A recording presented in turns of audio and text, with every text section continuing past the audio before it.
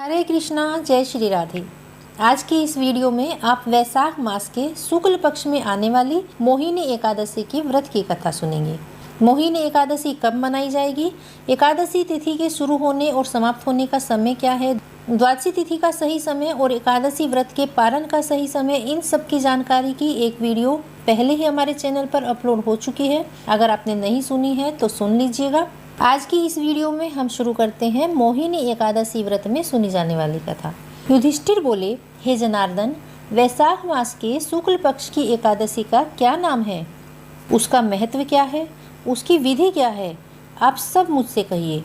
श्री कृष्ण बोले, हे धर्मनंदन, त्रेता युग में रामचंद्र जी के पूछने पर जिस कथा को वशिष्ठ जी ने कहा था, उस कथा को मैं तुम्हें सुनाता हूँ, सुनो। एक बार श्री रामचंद्र जी बोले, हे भगवान, सब पाप और दुखों को दूर करने वाले सब व्रतों में श्रेष्ठ व्रत को मैं सुनना चाहता हूँ।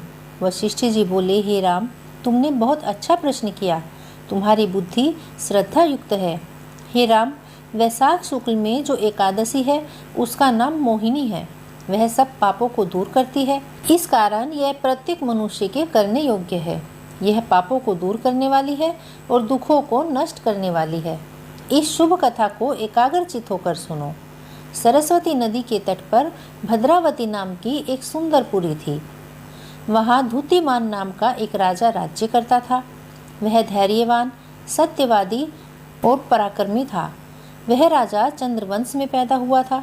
उसी राज्य में धन धान्य से संपन्न पुण्यवान धनपाल नाम का एक वैश्य भी रहता था। वह बहुत ही धर्मालु और विष्णु भक्त था।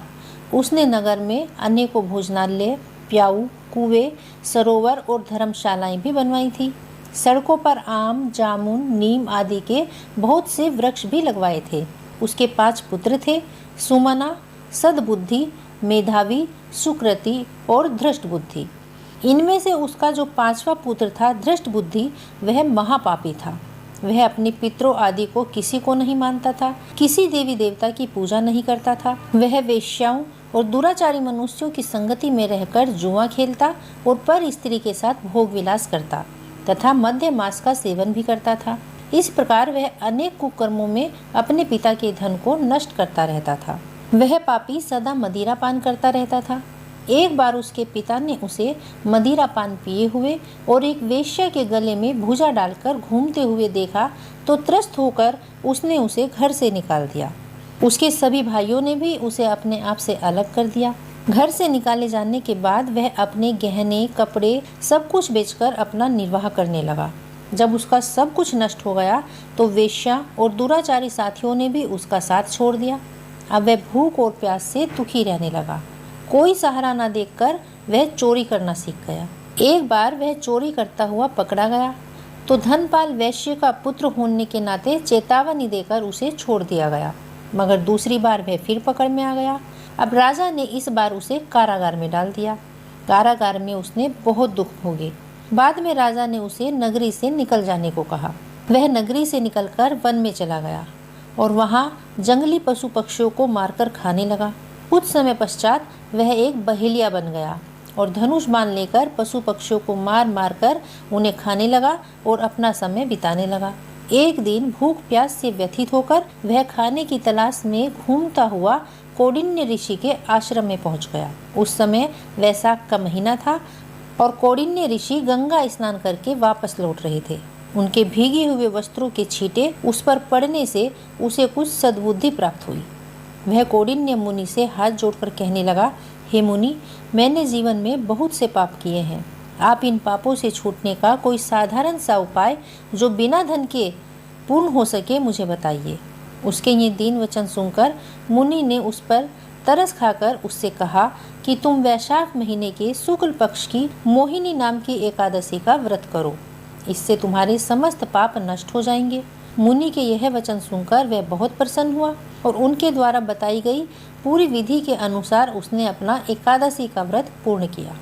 इस व्रत के प्रभाव से उसके सभी पाप नष्ट हो गए। हे नृपश्रेष्ठ, इस प्रकार मोहिनी एकादशी के व्रत के प्रभाव से अपने सभी पापों के नष्ट हो जाने पर अंत में वह दिव्य शरीर धारण कर गरुड़ पर बैठकर विष्णु लोक को चला गया। इस प्रकार यह एकादशी मनुष्य के सुमेरु पर्वत के समान बड़े बड़े पापों को भी नष्ट कर देती है। इसका उपवास करने से अनेक जन्मों के पाप दूर हो जाते हैं। इस व्रत से मनुष्य के सभी मोह भी नष्ट हो जाते हैं।